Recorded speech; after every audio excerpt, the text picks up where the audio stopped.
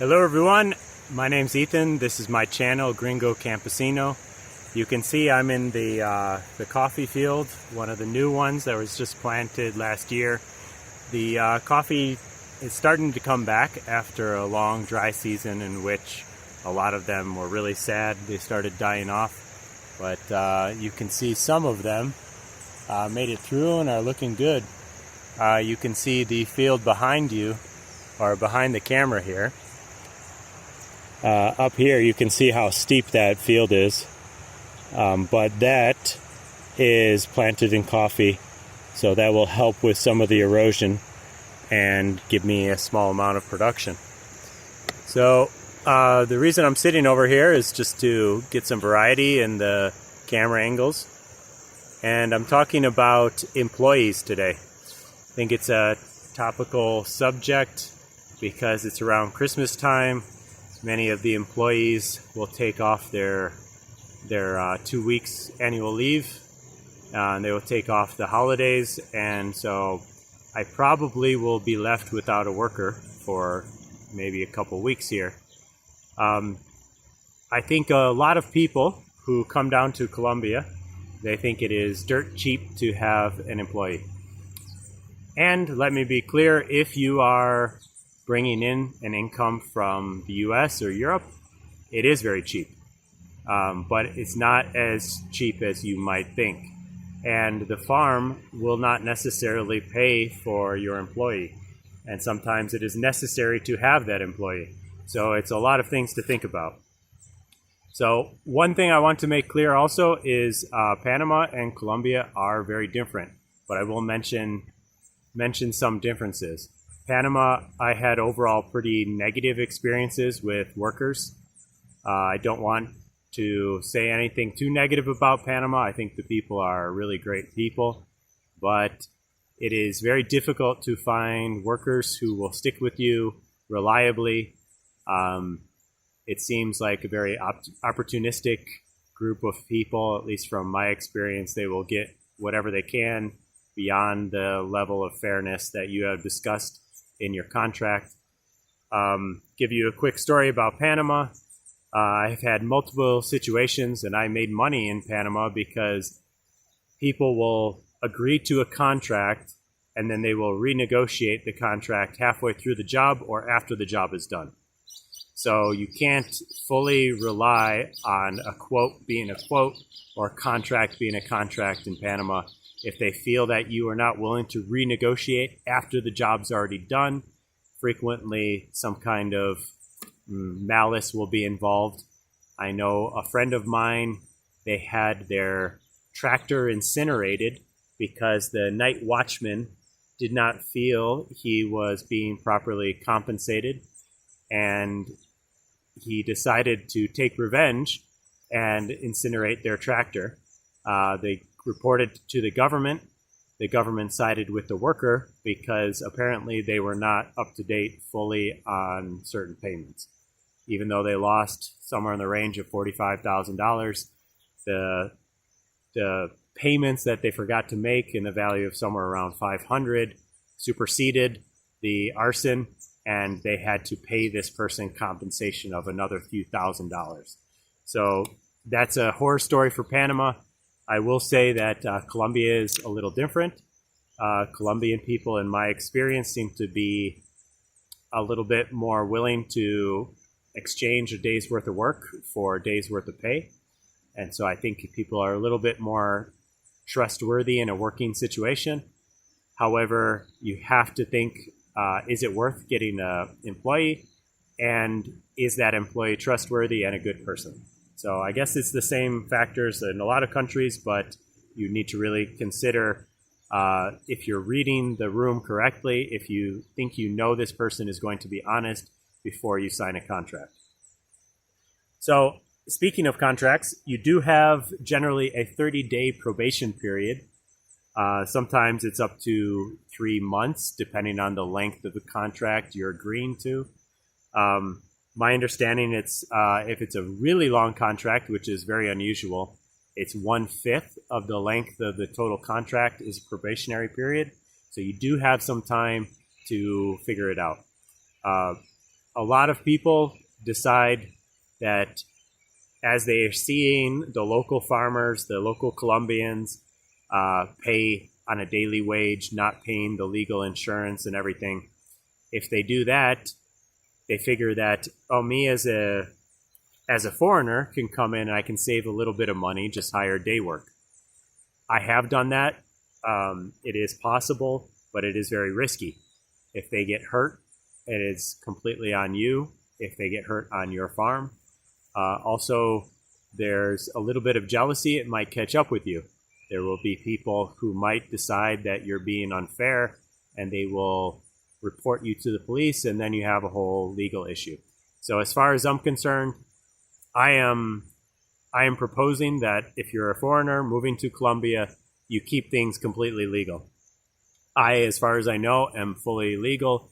I am paying the Social Security, I'm paying an insurance, I'm paying pension, I'm paying everything for my worker.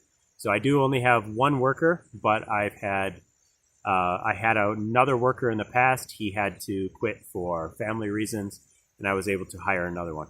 Both of them have been great. I have nothing bad to say about them. They've both been hard workers, self-starters, and no problem. I will say there is a cultural difference between the rural areas and the urban areas. I'm mostly speaking about farm life. So I'm talking about rural people who are used to working on the farm and who know what they're doing in the rural area. I have heard people, even here in Colombia, where workers are generally good, if you hire like a former taxi driver from the city, you think, oh, he knows work. He's in his taxi 12 hours a day. Well, you put him on the farm, and there's a different mentality. So I won't say anything completely negative about that, but you have to be aware that the mentality doesn't always translate from the city to the countryside. So let me talk about the value of a worker. Again, if you're asking someone to take care of your farm and you're getting money from outside and you're just paying them just to take care of your hobby farm, that's kind of a different scenario. But if you're trying to pay for the worker with the farm product, you better be sure that you're making enough on the farm.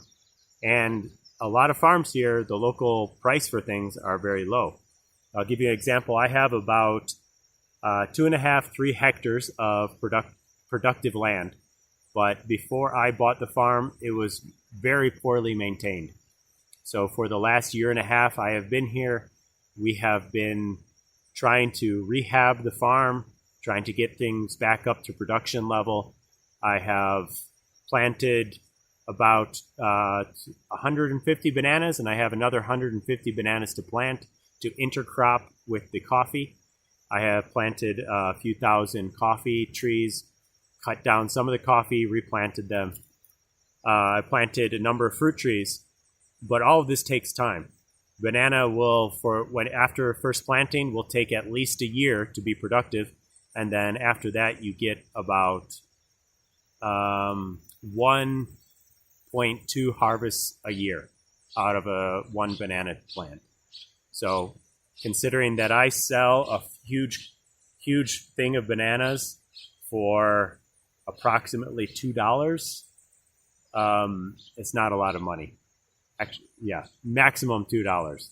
So when I'm paying someone to do all that work, at this point, I am not up to a stage where my farm production is paying for the worker. I'm reaching about 1/3. With some optimism, by the end of next year, I will be fully paying for my worker with farm products. And then after that, I can hopefully start earning some money from the farm instead of it being a continuous investment. So let me break down some of the numbers for you here. So in general, when people are asked, how much do you pay your worker? Well, the minimum wage comes to be about 1,200,000 Colombian pesos. That comes currently out around $300 a month. But that's a fake number because there's a lot of hidden costs that go on top of that. If you have a permanent worker and he is legal, it actually comes out to be about $425 a month. So again, if you're bringing outside money, that very well might be worth it. But if you're trying to pay for him from the farm and not have a charity case, that's a very different story.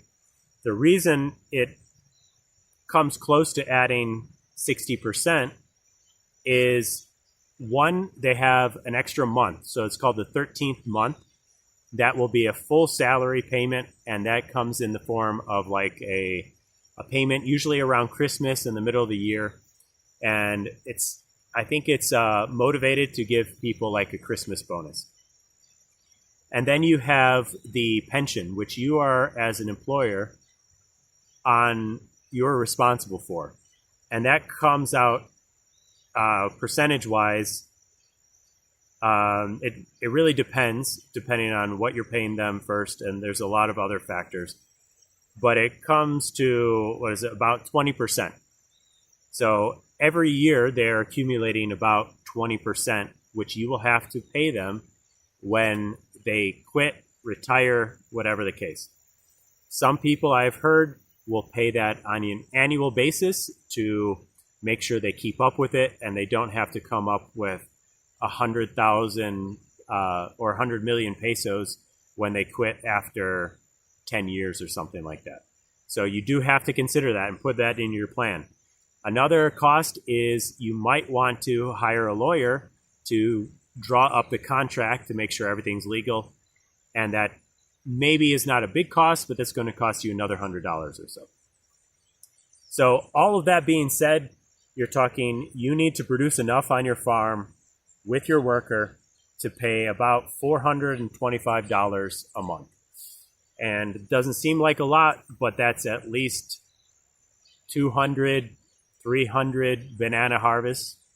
Coffee, that's a few hectares of really good productive coffee.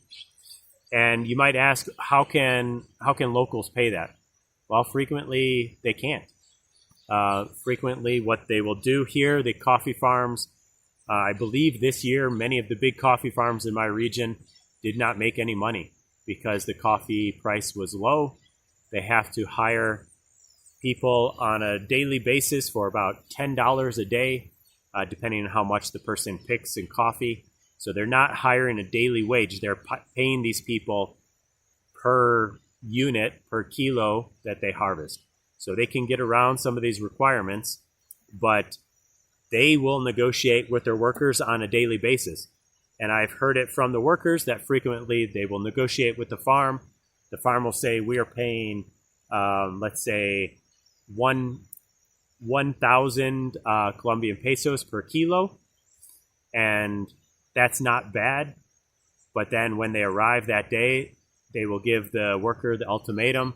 They will say, it's 800 today instead of 1,000.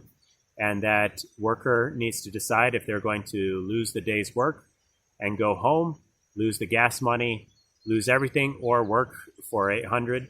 So it kind of creates this system of distrust.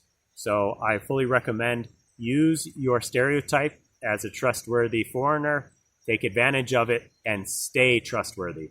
Don't screw people over. It'll take you a lot longer, and it'll give you a lot more trust in the community, and the community will pay it back in security and friendliness and smiles. So I fully recommend you do that. There are a few things you want to consider as well. There are about 20 plus, depending on what region of Colombia you're in, because there are some state holidays, but there are 20 days off a year for workers. And so you need to get a calendar showing you which days they're not going to show up. You want to negotiate if they're going to work 5 days a week or 6 days a week.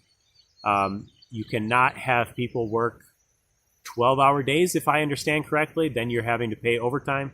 But you can ask your worker to work 5 days a week and get their total of 48 hours in the week. They can modify their day as they like to get their 48 hours. But it is also very challenging to hire a part-time worker. My lawyers advised me not to do that because it is complicated legally, but I don't know all the exact details. I'm just giving you my experience. You do need to consider also that they do have paid time off. You need to make sure you know their information for their Social Security and insurance. I had a worker, he almost lost his thumb falling off a tree, hit his machete, and I had to take him to the hospital. Ended up fine, but I was on the phone for hours trying to make sure I had the proper information to give to the hospital before he was allowed to be released. And then take into consideration, there are sick days, vacation days up to 2 weeks a year, and parental leave. Though some of that, such as sick days and parental leave, can be reimbursed by the state if it goes beyond a certain threshold. So the whole point of this is be careful, know what you're getting into, make sure you do calculations. If you're just a retiree and you want someone to take care of your hobby farm, $425 a month might not be that much.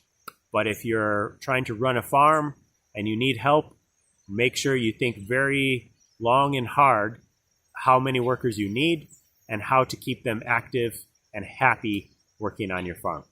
So that was my advice. If you want any more information, send me a link in the comments.